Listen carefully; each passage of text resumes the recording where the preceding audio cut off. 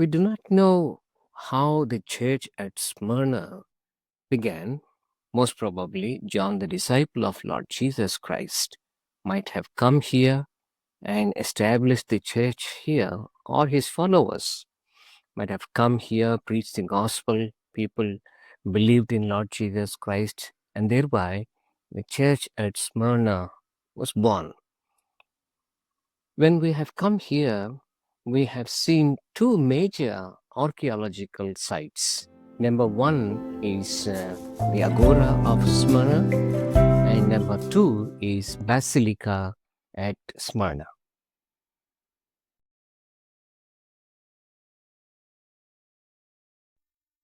This is the gate of the agora in Smyrna.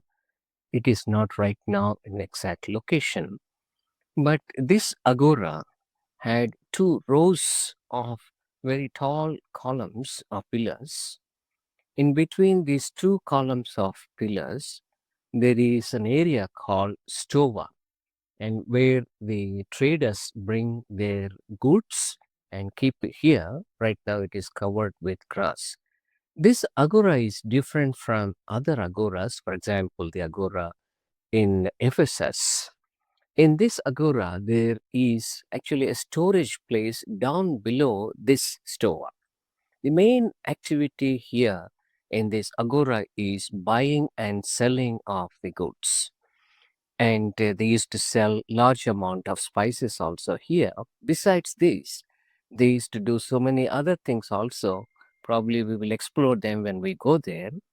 But this agora is a public meeting place where people, the large crowds, come here and they discuss many things. Even they talk about politics, they try to solve their problems. And in this place, the believers had difficult time.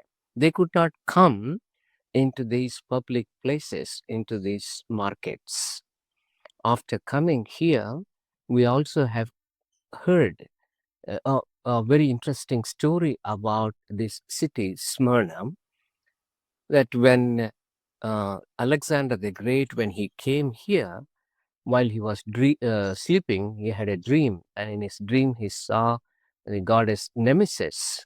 Probably there might have been here many altars for this goddess, and she told Alexander to relocate Smyrna to this present place during the first century, during the church at Smyrna also. This is a very big area where there are so many broken pieces of the structures there also kept here, excavated and kept here.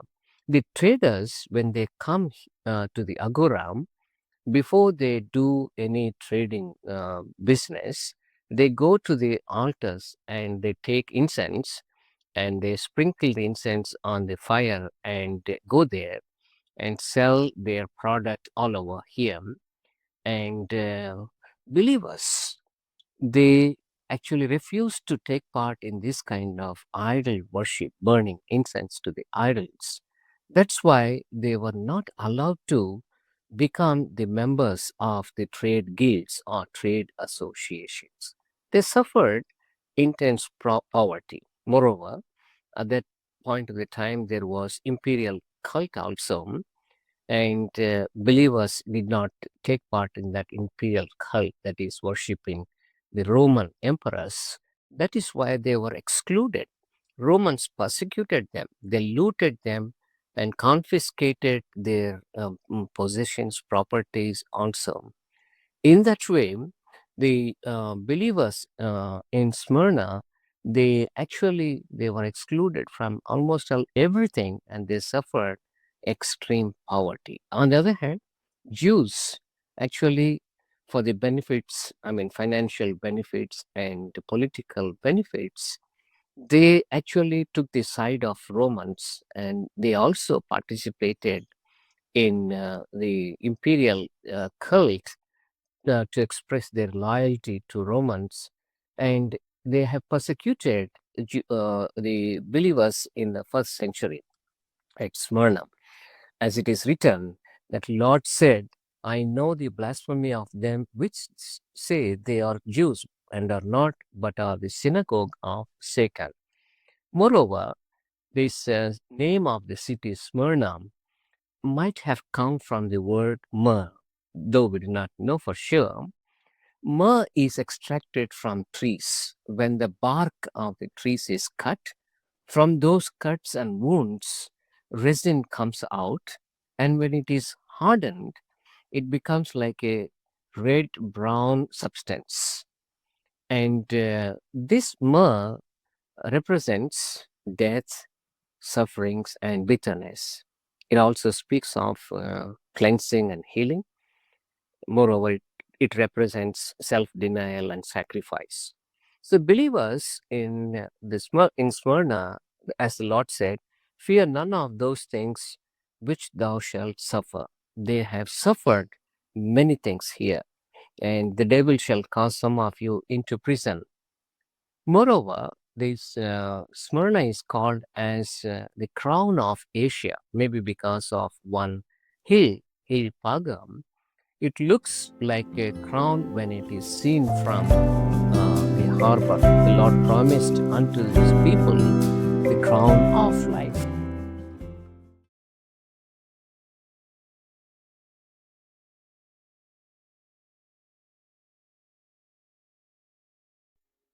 This is the storage under the store. It also has become the meeting place for the believers in Smyrna because of the fear of the persecution by Romans and blasphemy of the Jews. And they suffered extreme poverty because they could not participate in the trade or buying or selling or having some properties.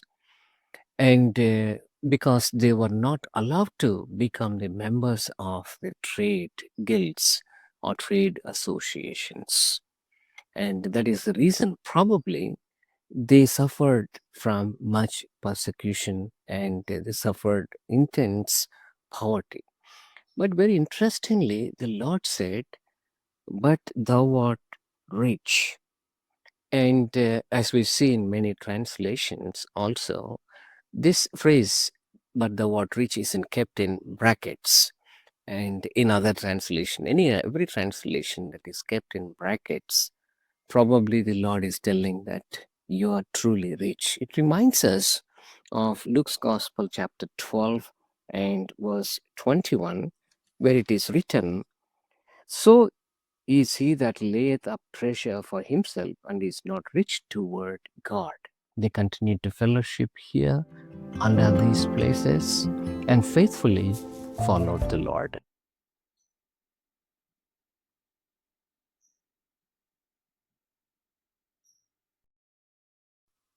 This is the picture of the basilica that we have taken, one of the meeting places where the believers in Smyrna also probably have gathered together and fellowshipped here because of the persecution, as we have mentioned before. Now, the Lord had reminded them in the letter that we see in Revelation chapter 2. These things say the first and the last, which was dead and is alive. The Lord is actually in control of every situation from the beginning to the end, and He is present also from the beginning to the end, and He knows everything from end to the beginning. He had revealed those things probably to the believers at Smyrna. He knows everything. He's in control of everything. He's with his people in all situations. And the Lord also said he was dead and is alive. He went through sufferings. So he knows the sufferings of his people. Now he is alive. He is the victorious one. He gives the crown of life to the people, those who remain faithful unto the death. Now, probably the believers at Smyrna might have taken all these things very, very seriously. This letter, when the Lord had said, but thou art rich, they were very much encouraged. Fear none of those things which thou shalt suffer. They were prepared for the sufferings. And when the Lord said, "Be thou faithful unto death," they were faithful. In the history, we notice that in 168 AD, the man of God, Polycarp, who was serving in the church in Smyrna, he was killed by the Romans at that point of the time. Even Jews, actually, they were excited and brought sticks to burn him. Initially, they tried to kill him by throwing him to the wild beasts.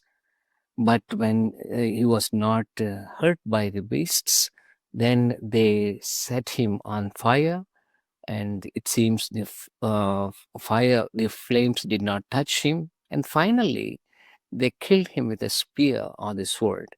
These are the things that the tradition, the people, they say. However, he became a martyr here in Smyrna.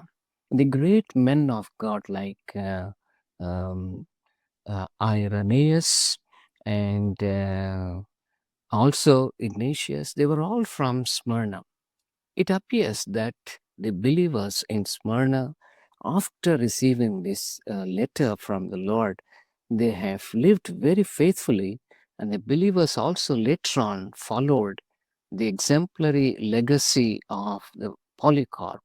They were very much encouraged by the life and faith of these people of God, and they have also were faithful. They were very faithful even unto death. And many of the believers, probably they had lived out that exhortation the Lord had given unto them. He that hath an ear, let him hear what the Spirit saith unto the churches. He that overcometh shall not be hurt of the second death. And those people probably had received the crown of life, and they were not actually going to suffer the judgment of the second.